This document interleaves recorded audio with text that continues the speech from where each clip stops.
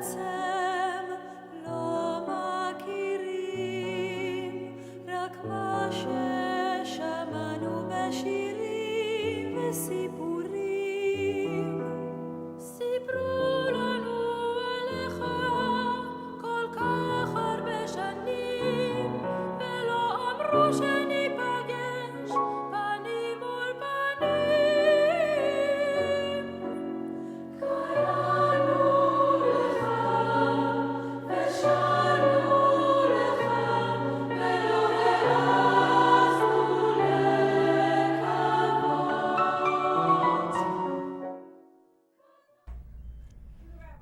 Hi, I'm Rabbi Shaul Praver. You're watching Rabbi Rock. Shalom. Today we have once again the great pleasure of being with author, lecturer, and really incredible intellect, Andree Brooks, author of Dona Gracia Nasi, The Woman That Defied Kings. And she's accurately described as the Moses of her generation.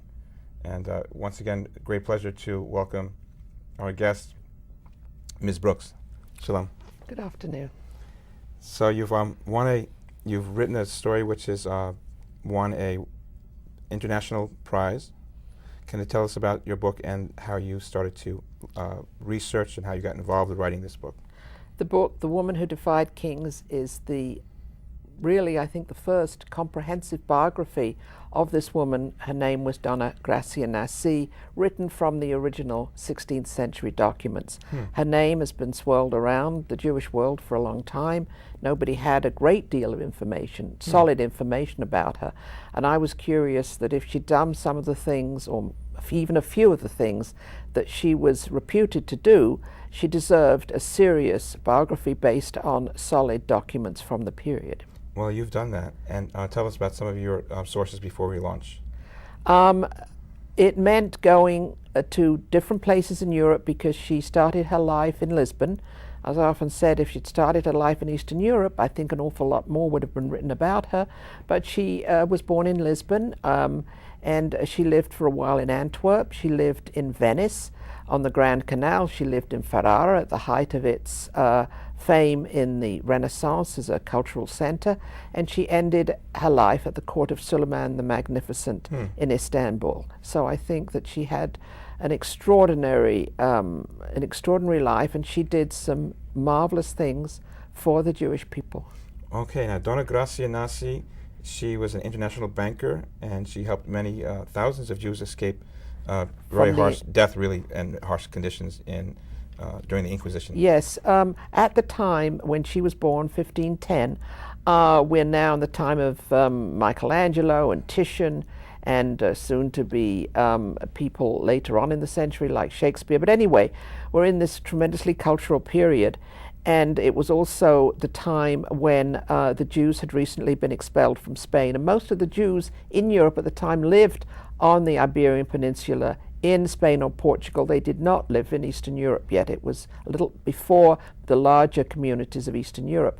And it was almost as though they were being annihilated. It was a kind of a pre-Hitler kind of period, because they had either been forced out or they were being forced into Catholicism. And she was in a position to help them return to Judaism by getting them out of Spain and Portugal through a very difficult journey, an escape route, secret escape route, sometimes not so secret, and through to safety in Muslim countries, because the Muslims at the time were the great friends of the Jews, and in fact they were throughout history.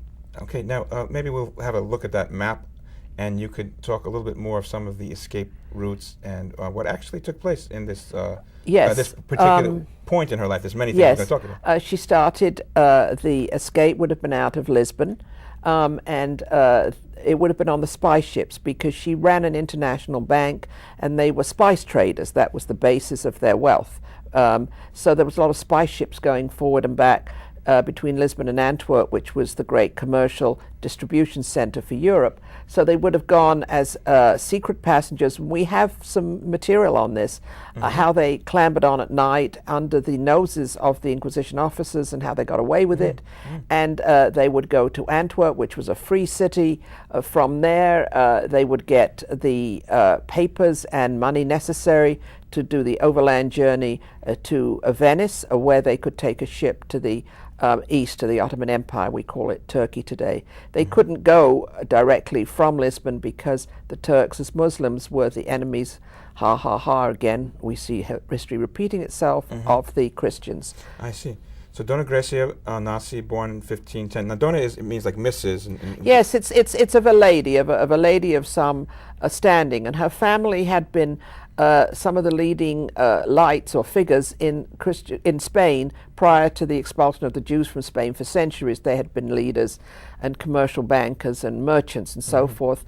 And when they came out with quite a lot of their wealth, because one of the parts of the Edict of Expulsion that Ferdinand and Isabella drew up didn't allow gold and silver, but they allowed bills of exchange. And the larger families had the agents in other countries to facilitate a bill of exchange, which means you put your assets down here in somebody else's name and you collect their value less, a commission at the other end. So they had a lot of money to start with, and then they made an even more money because they happened to arrive in Portugal just as Portugal was becoming the spice emporium of Europe. They were bringing the spices back from the east. Yes. And her family and relatives participated in that trade, became super rich, started to lend money to kings, sort of like the Rothschilds.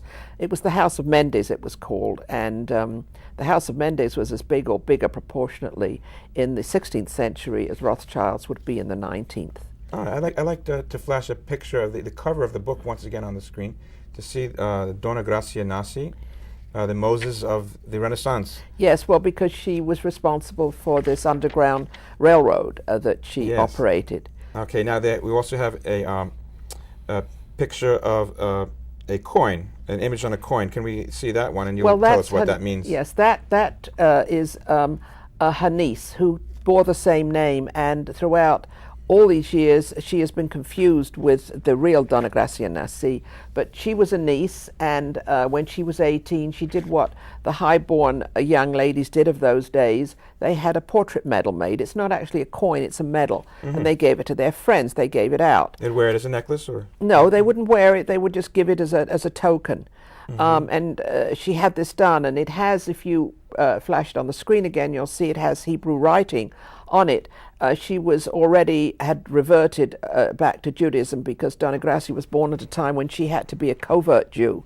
Conversa? A conversa. And her niece had already had a chance to come back to Judaism in Ferrara, where they were living at the time. And so she followed the practices of the upper classes.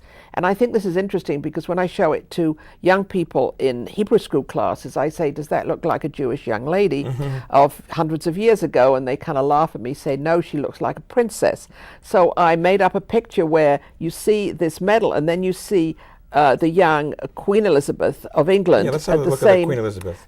age, and you see the likeness, not so much of the faces, but of the dress and the appearance. Yes. And that was the Queen Elizabeth, the great Queen Elizabeth I of England. Now let's have a look at the letter that she received from the Duke of Ferrara. Well, that's the writing there. Yes. This is an interesting one because she was known by her baptized name because she was a secret Jew. Dona Gracia was most of her life in Europe as Beatrice de Luna. In fact, she never changed her name. They didn't when they got married. This has been one of the errors that we found. All of the documents never changed her name to her married name. They didn't at that time. The higher-born Spanish and Portuguese societies didn't do that. Sometimes they did in England, but not in Spain.